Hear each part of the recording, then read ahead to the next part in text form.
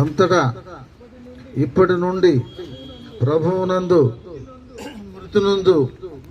మృతులు ధన్యులని వ్రాయమని పరలోకము నుండి ఒక స్వరము చెప్పగా వింటిని.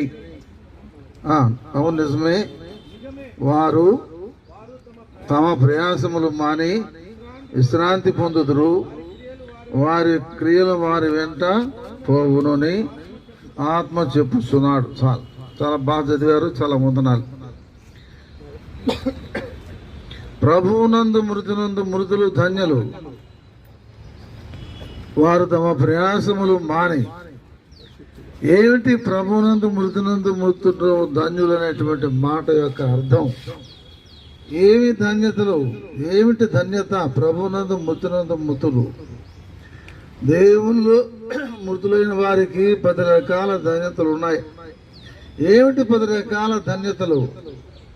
మొదటిది, తమ ప్రయాసములు మాని. ఇప్పుడు దాకా 80 సంవత్సరాలు ఎంత కష్టపడిందో మన మేరేక. సేవలో కష్టపడింది, భర్తతో కష్టపడింది, బిడ్డలతో కష్టపడింది, రకరకాల పరిస్థితుల్లో కష్టపడింది.